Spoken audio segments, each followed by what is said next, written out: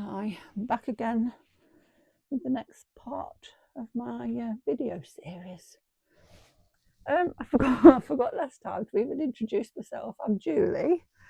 My main thing really that I do is pastel portrait commissions. So doing the teddy bear making just makes a nice bit of a change for me. So I'm no professional bear maker.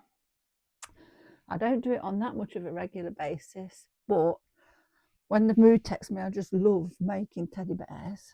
There's just something about them that you cut them out and you can use the same pattern numerous times, but each time they can decide to look totally different. And I think that's what I love about it. You never really know what they're going to look like until they're finished. So to carry on with this lovely pattern, I've already just stitched on the paw pads onto here, making sure that I tucked the fur in while I was doing it, just so that's ready to go onto there. And when I sew, I really like to use these quilter's clips. I find them really useful. Pins through this type of thing are very difficult to put through and keep everything in place, but pins do work, because that's what I used to use originally. But I do prefer the clips, and they do hold everything nice and still. So next process now will be to get all these pieces stitched up. So really what we should start with are any darts, which we've got here on the bottom of this bear. So to sew a dart, all we need to do, make sure we tuck that fur in. And luckily enough, this backing is nice and soft, so it's not particularly hard on your fingers for sewing up. So I've got a knot in my thread. The thread I am using is, it's Nylabond. Oh, sorry, Nylabond, not Nylabond. Sorry, it's Nylabond. I can put that up there for you to see. Again, it's what I get from Mohair bear making supplies. I've used this for quite a while now, and it really is strong. It's lovely for sewing up with as well, as long as you don't have it too long, because any thread, if you have it too long, can tend to tangle up a bit. But I really love this thread. I use it for everything. I use it double for putting the eyes in as well, but it just works really well and holds a really nice strong seam. So for sewing up, I'm going to use a back stitch. It's a bit difficult holding this over near the camera to stitch compared to doing it near to me, but if I do that you won't be able to see. So I'm going to do a back stitch. First of all, I'm definitely going to go back in here and just make sure that this very edge is nice and strongly fastened.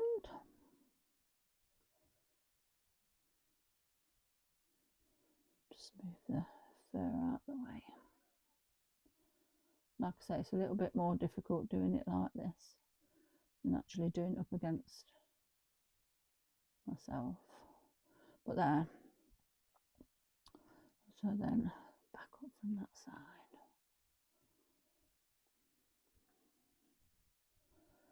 I always make sure with this little run here, just the back stitch going back into where the other stitch finishes, come back through and back up the other side. With this mohair backing being particularly nice and soft compared to some can be really hard, I can actually do it like this.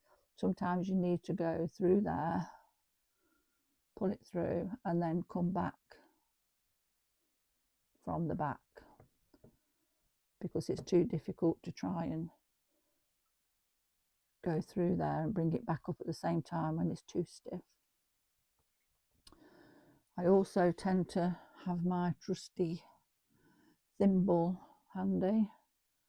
You can see, I think you can see it's had quite a lot of work, but I actually love it. It actually stays on your finger really well, and compared to the metal ones and that you can get, I can't get on with them. This one's just been like a godsend really. It's just been perfect. So carry on doing this little bit here. If it's a long run, I will tend to sometimes just double over a back stitch when I've been sewing a little while, just to make sure that everything stays nice and tight and it doesn't have the chance to work loose. So we keep working along here, and you keep your seam allowance.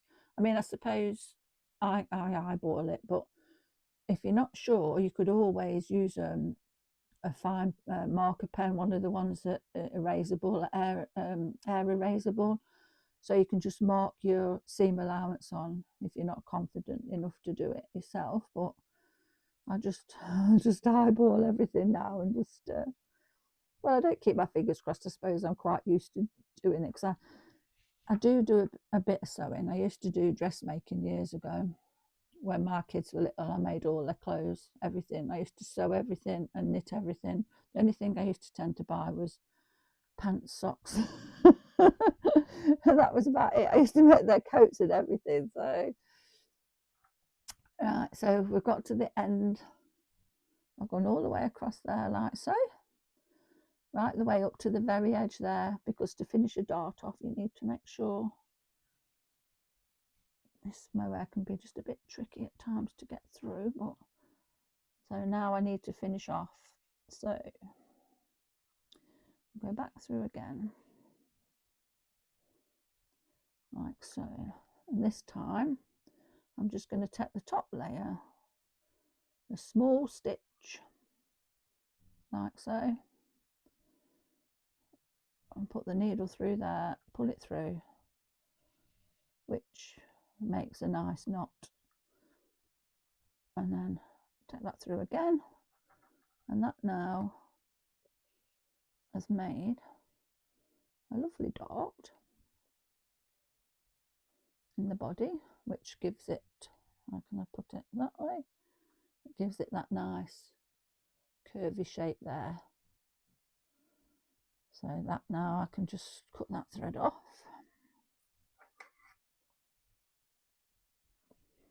You'll have to forgive me if I'm not very good at this video thing, because I've never done it before, so this is all pretty new to me. But so that's one dart done in there. So my next job is going to be to do the dart in this body piece, and then once I've done that, I'll come back and show you how I clip the pieces together, ready for stitching round them both. So if you bear with me, I'll just go and get that done instead of you watching everything, and I'll be back in just a few minutes. Okay, so I've sewn both of my darts up. Now I've just got an awl. You can use anything just to make it. I'm just very carefully finding the little gap in the the woven backing, and just gently pushing that through, like so, just to make a hole. Sorry, I'm probably shaking the camera a bit, and I'll take my arms off the table. And again, there, ready for when we do the joints later. Okay, so now I'm leaving that one that way, and I've pushed the other one so it's that way. We put the two together carefully, and all the time I'm tucking this hair in. With this mohair being quite sparse, it doesn't really matter about the edges so much, but had this been a mohair that was like very thick and dense, I would more than likely take off that very edge all the way around there to make it easier. Always make sure I keep it within the seam allowance, but just to make it easier when you sew it up and when you turn it through, so that the actual fur or the mohair on it actually lies nice and flat and that without sticking up. So I'm just doing this. I'll put these clips over this side. There we go. So just gently make sure again, push that hair in. I don't need to put too many on here, but it's just to make sure it just keeps it nice and still together for me while I'm actually sewing. So that one, and again I'm trying to make sure I keep everything on the camera as well, instead of just taking it back over here where it's comfortable. Right, tuck it all in. I mean, you can make sure as you're actually stitching round as well, that just to keep pushing that hair in all the time. Then any that does get stuck most of the time, with it being, like I say, sparse, it should brush through the seam once it's done. See, now these bits here, that one there really doesn't want to go in there, so I'm actually just going to get the scissors. It's on the very edge of the mohair. I'm just going to snip that off out of the way, and again with that one, because that doesn't want to go anywhere either. These little bits you can always neaten up afterwards anyway, but it's just to make life easier when you're sewing round as well, so you can see what you're doing. I've picked a thread that's very similar to the colour of the backing, and with me getting older now, old age pensioner now, it can make it a bit more difficult to see what I'm sewing, but there we go. And again, just keep tucking this in. Doesn't want to go.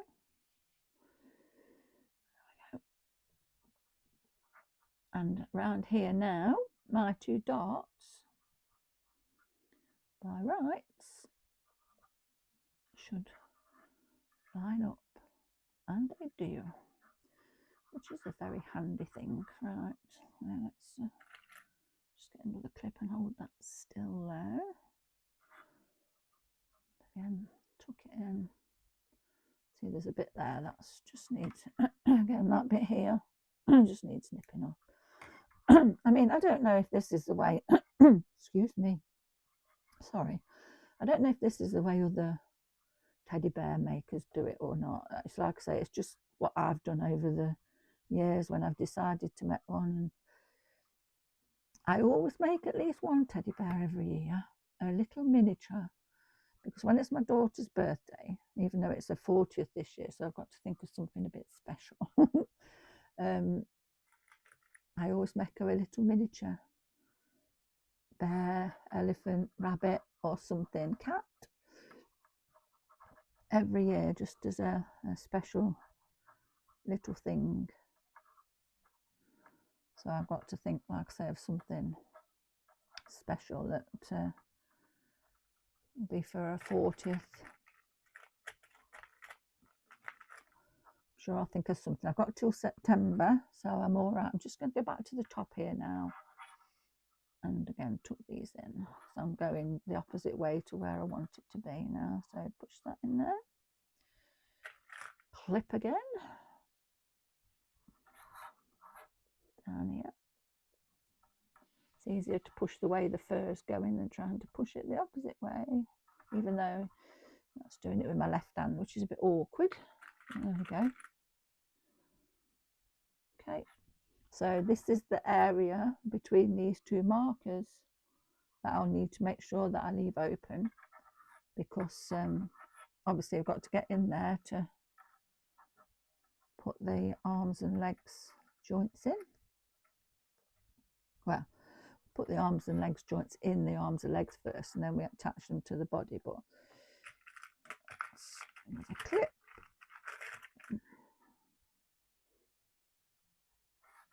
And that little bit there needs tucking in, even though we're not going to be sewing at it. Just hold it together for me while I do. Don't want to go in, does it? There we go. And that bit there. That's another little bit that's being awkward that probably just needs nipping off there, which we'll do on that little piece. There we go.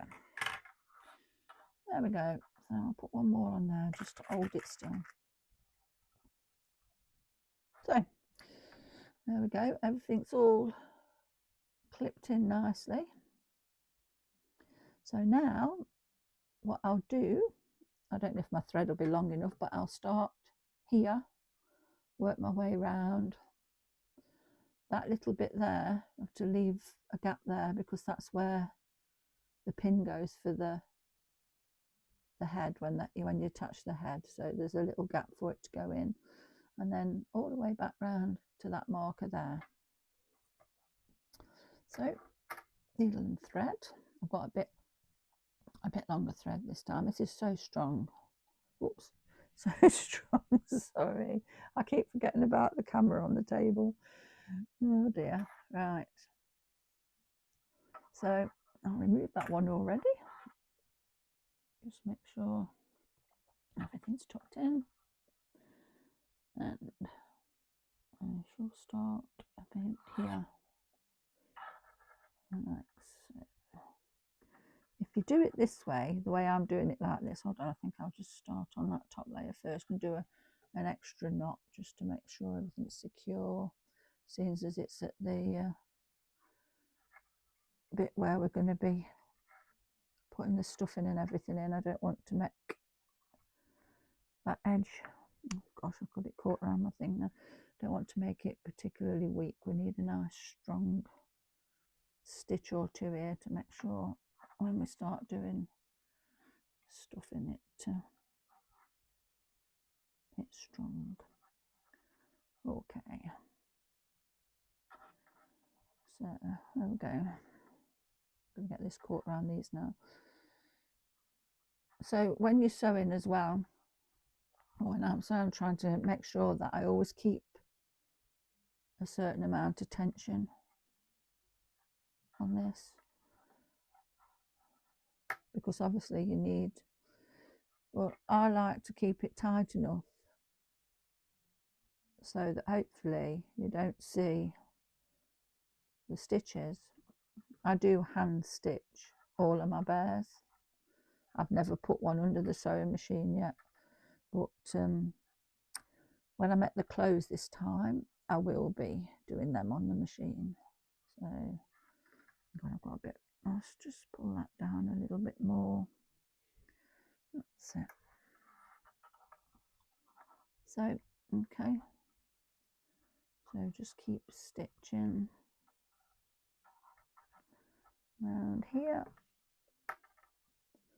What I was saying before was when I've stitched so much, just to make sure I keep the tension tight, I'll stitch. And if necessary, if you know what's it, if I think it'd be better, I'll just go through the thread and put a little knot. So that keeps that little area there now. I wouldn't do it this soon normally, but that keeps that little area now with the same sort of tension, so that when it's turned around the right way, you won't get any loose bits where hopefully, so you can't see the stitches and that, especially again with it being sparser mohair. So I think what I'll do now, I'm sure you don't want to watch me stitch all the way around here. What I'll do now is I'll get this one stitched, and then we'll come back and I'll show you what it looks like when it's turned the right way, and we'll say about what we're going to be doing next. See you again in a minute.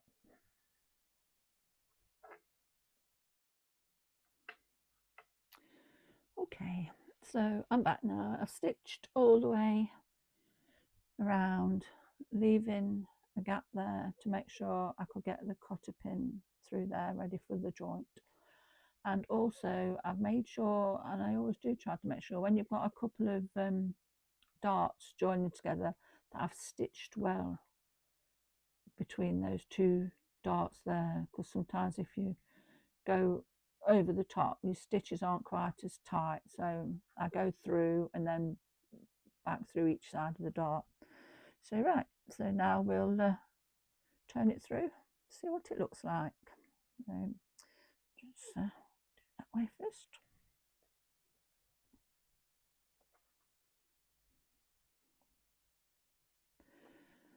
Not always the easiest bit, but not too bad on this size teddy bear. It's not very easy when you do miniatures, but there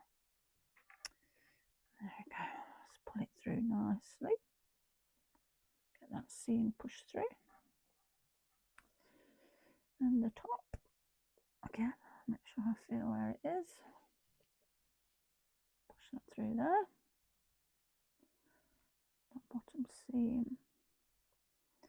I've kept my seams really narrow, so I didn't feel the need to have to clip into them for the curves, because I feel as though curves have come through nicely.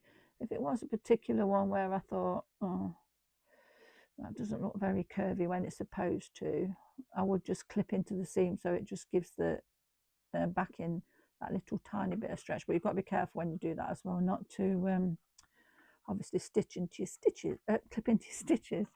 So I've also got this little Mohair brush. Again, something I got from Mohair Bear Making Supplies in the past, and it's very handy for just around that seam there.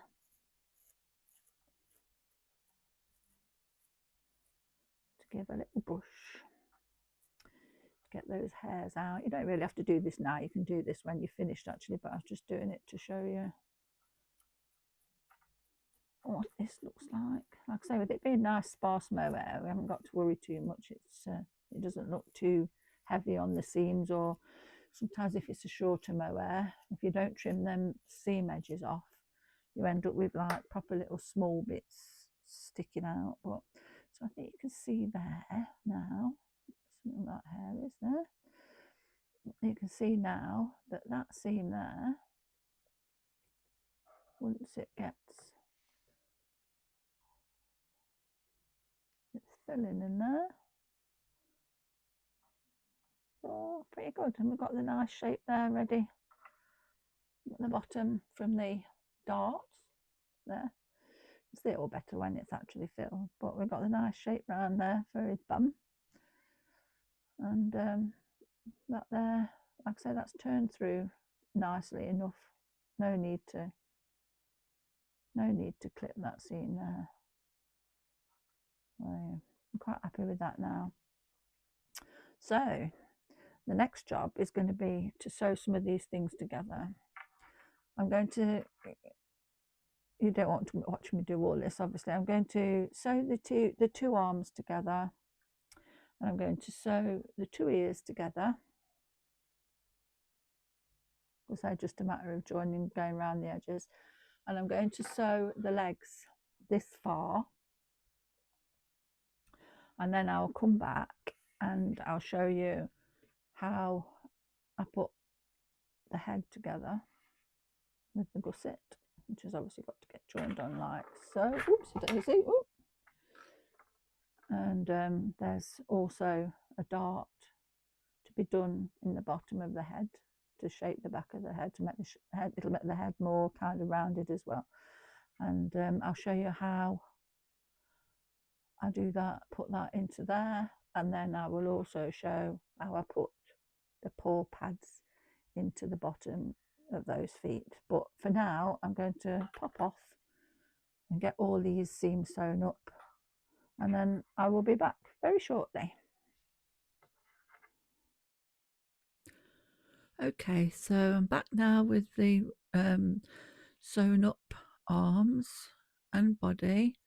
This bit now is a voiceover, because I was supposed to press the button on the microphone before and I forgot, so I'm going to do my best now to talk this over as to what I was doing.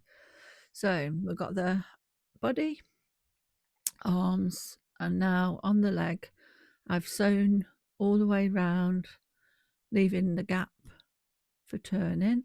Now the next job is to get this little paw pad into the bottom of this foot.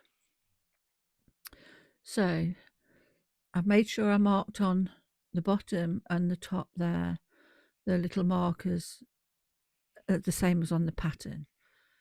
So that now needs to go level with my front seam allowance. This bit can be quite a bit fiddly to get done, so I'll hold that there for now and use one of my trusty quilter's clips. And as I'm clipping, I'm just making sure that I'm only clipping into the seam allowance and not any further.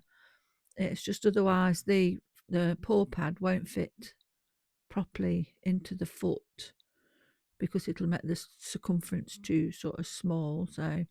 So clipping into that, and all the time making sure that that fur is tucked down into the foot itself. So now I'm going to the other end of the foot, to the heel, again lining up my little marker with that back seam allowance and trying to line it up. It's, like I say, it's very fiddly, but it's quite important really to try and keep those edges lined up, you know, because you've got a bit of a shape on the foot, and then you've got the circumference obviously of the pad, and they are both different shapes in parts. So it's really important to just try and keep everything lined up carefully like that. Just keep clipping, and then just put another one in there for now. There we go. So now round to the other side. What I need to do then would be to carry on and clip from the front again round to the back. Keep that fur tucked in. What I did last night, actually, I pushed all that fur into the foot, and then I just clipped it all together with the little clips, and it has actually helped to make that fur stay down there, because obviously it's wanting to stick right up, and it can be like a bit of a challenge at times.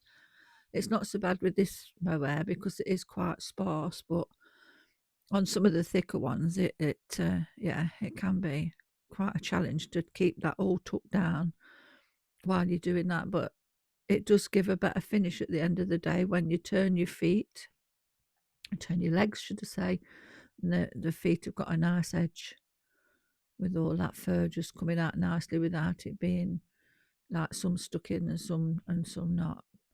There we go. So, oh, that little bit there's not quite right. So just adjusting it a little so that it's nicely lined up and flat actually against the foot. So just pushing that little bit all the way round, and again to that part there. So now we've got that all ready. That's ready for stitching. But the first thing that I like to do isn't actually just go ahead and stitch straight in there.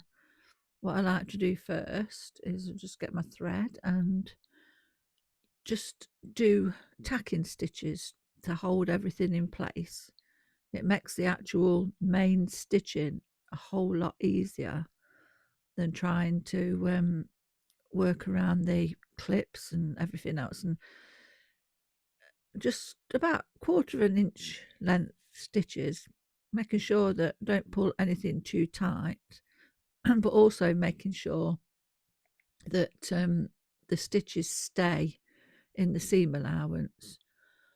Some of the paw pad materials that you use, if you're not careful, the actual needle marks will show on the bottom of the foot.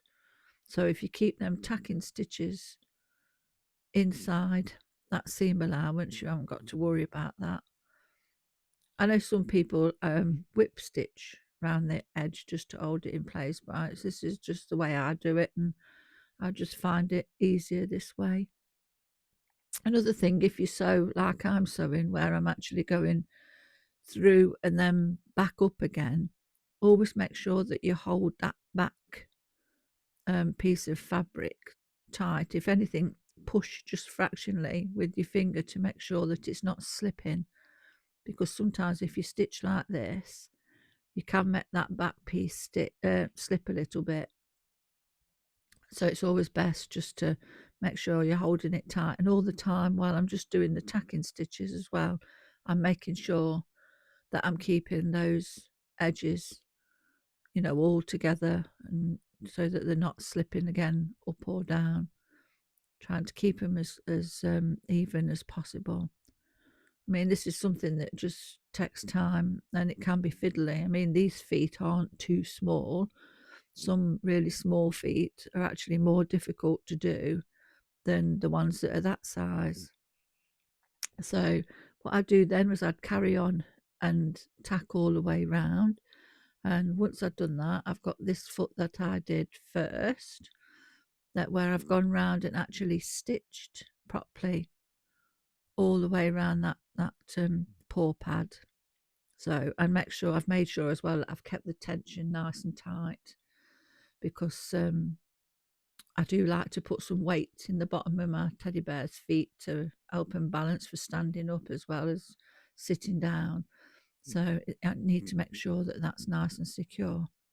So now to turn the leg the other way through, I've just got some hemostats there, just holding on to the end and pushing that end through. It's always a difficult bit. It's quite stiff to get through, but if you just hold that carefully with the hemostats and don't push the end of the hemostats obviously through your fabric. So there we go, that's that toe through that turning space. Like I say, a bit of a challenge getting it through there, but it's come in. There we go. And that part there, that's it, that's got that through. So with there not being much of a seam allowance on the teddy bear, I didn't feel it necessary to clip any of the curves or anything. I think they'll be fine.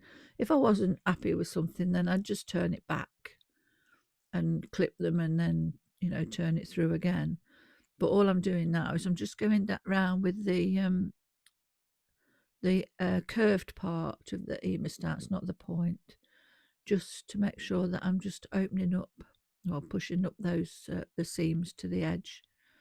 I mean, obviously, when we put the filling in, then that'll make sure everything is how it should be. But it's just to show you how that looks now with the paw pad in place and stitched properly in place. All the fur that's around the edge now, and any other fur bits that I'm not sure about, I always wait until I've finished the teddy bear before I trim anything up. All I'm doing now is just round that heel part there. A little bit of the fur was still stuck into the seam allowance there, so I've just got my little Mohair brush, giving it a little bit of a brush round so you can see, but all of that fur is just nicely out of the bottom of that foot, so, and it just looks a lot neater. So there we go, a bit of a brush on the top there, but we'll sort all that out properly once the teddy bear's made up. So that's what it looks like finished. Now then all I'll need to do is do the other leg and that, which you don't want to watch me do all that. I'll do the other leg and get both of them finished, ready for later on. If you're enjoying following along with my bear making process, please don't forget to hit that subscribe button so you can join me next time. And always feel free to drop me a comment or a like. That'd be brilliant. It's always nice to hear from you. So that's that teddy bear's leg done. And the next thing that I said we'd be moving on to is the head. So first of all, what I did with the head was to join these two gusset pieces together. I've never done a teddy bear, to be honest, with a seam on the gusset like this. It's always just been in one piece. So, but it makes quite a bit of sense actually. So you've got the fur going down the back of the head on one side, and then down from the head down to the muzzle on the front. But a lot of that will get trimmed off when I do the actual face and that. So, but I always leave that until, obviously, till everything's made up. So the two head pieces, I've got both of the darts sewn up either side, making sure that that air's tucked in properly each time. And then I've sewn from the neck to the point of the nose there, again with that hair always tucked down. So now here comes the fiddly bit. I've got to be honest, I always dread doing this bit. So I find it the hardest part of the bear, apart from actually maybe trimming the face. I don't like doing that either, to be honest, because that's always like, ooh. So yeah, so what I need to do now is to be as accurate as possible, really, with joining these seams, just to try and keep that nice evenness when you're looking at your teddy bear, so that the nose doesn't look off balance sort of thing, like, you know, over on one side or what have you. So what I'm going to do now is I'm going to get my thread, any thread, don't matter, just using the thread that I've got handy, and put that little marker that I've got off the pattern. You really need to make sure that you've got that marker on. Line it up with that seam allowance on the nose, and just to keep it there, with it being so fiddly, a pin kind of moves the fabric about too much, and the clips just aren't small enough. I mean, I've seen people actually use the alligator clips, little tiny alligator clips. I mean, they're a good idea, crocodile clips, whatever. I'm not quite sure what they're called, the little metal things.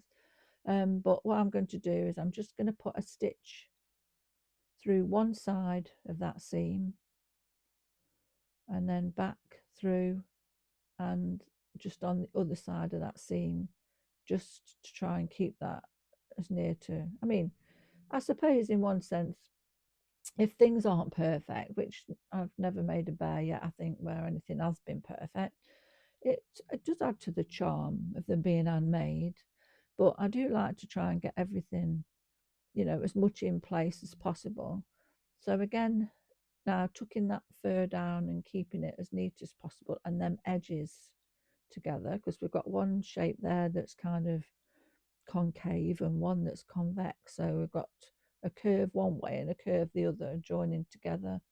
Sometimes means kind of pulling the fabric round your finger a bit, but it is important to try and get these lined up as close as possible. So just a little bit at a time, again trying to keep them clips in that seam allowance, and just a little bit at a time, clipping, keeping the fur down, moving to that next little bit, and another clip, and again. This time I think what I'm going to do with that seam being there, I'm just going to work from the nose up to that seam, so that I can make sure I've got things in place as well. That way it just keeps things a little smaller and easier in more manageable sections, I guess. So what I would do then is, once I've done that side, I start and work again from the nose up to the seam allowance again on the other side, but always from the nose up, so that you don't end up again with the nose being a bit wonky.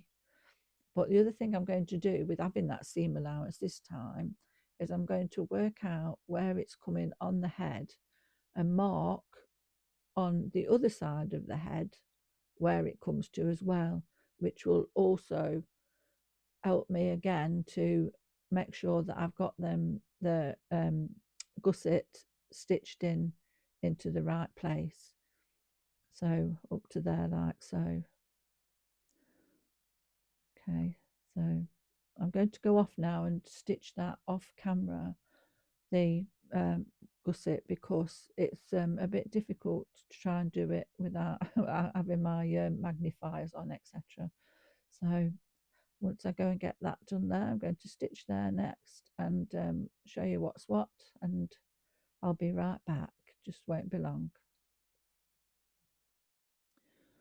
Okay, so I'm back again where I've just stitched from the nose up to that seam allowance there, and again on this other side I've done what I said I was going to do. I just put the two head pieces together like so, and as I kept them together like that up to that seam, so that I was able to mark on the other side of that head there, lining that up with that little marker now. So that will make sure now as I clip down here that that should by rights keep a nice balance on the head, tucking that fur down, and then again now just little tiny bits at a time, clip that. Again, if you wanted to, once you've clipped all these into place, you know, if it's a particularly difficult muzzle and that you're doing, you can always do the same as what you did with the paw pad, and which was tack it and then stitch. But then I'm going to stitch now from the nose up to the other seam allowance there, and then once I've done that, I will carry on then and clip the back of the head together down both sides and stitch them, and then if necessary clip any little curves that need doing. But again, this seam allowance is that small on this teddy bear that I don't feel there'll be any need to have to clip any of the seam allowance. It should turn through quite nicely. But so I'm going to carry on now and get all this stitched together, and once that's done I'll be back with everything ready and turned. I also forgot to show you before that I did the ears. I stitched around the ears, and then I stitched well, tucked a little bit at the bottom part under and stitched across that as well. So fiddly the ears are, but left all the mohair on for now. But I also used a longer piece of thread when I did that, so that when I come to stitch the ears on the head, the actual thread is nicely and strongly fastened in the ears already. So I'll be able to just stitch them straight onto the head when necessary. So I'm going to pop off now and get the rest of this head stitched together and everything turned through, and hopefully I'll be back then with the normal microphone that I'll have remembered to press the button. So I look forward to speaking to you again in a moment. Be back in a bit.